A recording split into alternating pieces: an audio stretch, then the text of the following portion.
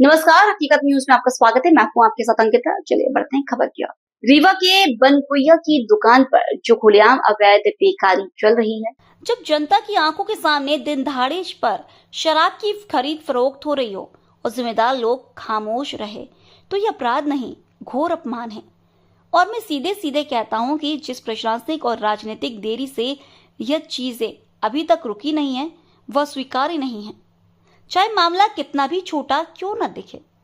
अगर मुख्यमंत्री डॉक्टर मोहन यादव ने मंदिरों और धार्मिक शहरों में शराब पर पाबंदी जैसे वादे किए हैं और सरकार ऐसी नीतियां घोषित करती दिख रही है, तो इन वादों की सच्चाई जमीन पर तभी परखी जाएगी जब रीवा जैसे जिलों में अवैध कारोबार पर ठोस कार्रवाई होगी। सिर्फ बयानों और फोटो ऑप से काम नहीं चलेगा। रीवा के नए पुलिस कप्तान शैलेंद्र सिंह की तैनाती का मतलब है कि अब हालात बदलने का मौका है, पर मौका तभी मायने रखेगा जब प्रशासन सार्वजनिक, त्वरित और प्रभावी कार्रवाई दिखाए, ना कि अफवाहों और आश्वासनों पर निर्भर रहे। मैं सीधे मांग करता हूं कि तुरंत बंकिया की उस दुकान पर बिना किसी रियायत के छापेमारी की जाए, अवैध स्टॉक जब्त कर विधिक कार्रवाई की जाए। जिन लोगों के नाम या हाथ जुड़े हों, उनकी गिरफ्तारी और उन अधिकारियों की भी जांच हो जो अनदेखी कर रहे हैं, क्योंकि कानून सबके लिए एक जैसा होना चाहिए। अगर किसी राजनीतिक या आर्थिक हित से बचने की कोशिश की जा रही है, तो वह खुलकर सामने आए और दोषियों को सजा मिले। जनता अब राजनीति के शोर में नहीं फंसेगी, वह कार्रवाई चाहती है। हम स्थानीय नागरिक, सामाजिक संगठन और प्रेस से अपील करते हैं कि सबूत, वीडियो और गवाह इकट्ठे करें और प्रशासन से सार्वजनिक समय सीमा मांगे। कब कार्रवाई होगी, कौन सी टीम और किस धाराओं में मामला दर्ज होगा, और 72 घंटों के भीतर जनता को एक लिखित स्थिति रिपोर्ट दी जाए। अगर शासन और पुलिस ने ईमानदारी से कदम उठाए तो ठीक, वरना लोगों का गुस्सा शांतिपूर्ण तरीके से और तेजी से सामने आएगा और लोकतंत्र में जवाबदेही पूछी जाएगी। यह आह्वान कड़वा है पर जरूरी है। रीवा की पवित्रता और आम जनता की सुरक्षा किसी भी राजनीतिक शहर या कारोबार के आगे नहीं झुक सकती।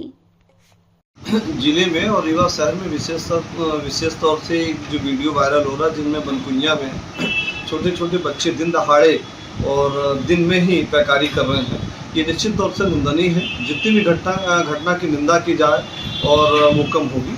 रीवा शहर में आबकारी अधिनियम के विपरीत पुलिस प्रशासन क्या कर रही है, आबकारी के अधिकारी क्या कर रहे हैं, खुलेआम जहां पूरे देश में नशा मुक्त का पखवाड़ा चलाया जा रहा है, नशा मुक्त की बात कीजिए मध्य प्रदेश में की जा रही है। माननीय मुख्यमंत्री डॉक्टर मोहन यादव जी हरी झंडी दिखा के नशा मुक्त की टीम गठित कर रहे हैं, पूरे प्रदेश में अभियान चलाया जा रहा है। उसी रीवा जिले में हमारे यहाँ डिप्टी सीएम है, उप मुख्यमंत्री जी हैं और उनके द्वारा भी कई अभियान चलाए गए। पर इस तरह से रीवा जिले में आबकारी अधिकारी की आपने देखी होगी फर्जी बीजी का मामला आया, उसी प्रकार रीवा जिले में रेड सूची का मामला आया। आबकारी अधिनियम के कोई अधिनियम का मामला ही नहीं है, उसके विपरीत काम कर रहे हैं। रीवा जिले में खुलेआम पैकारी हो रही, खुलेआम बिना रेट के, बिना मापदंडों के अधिनियम के विरुद्ध काम कर रहे हैं।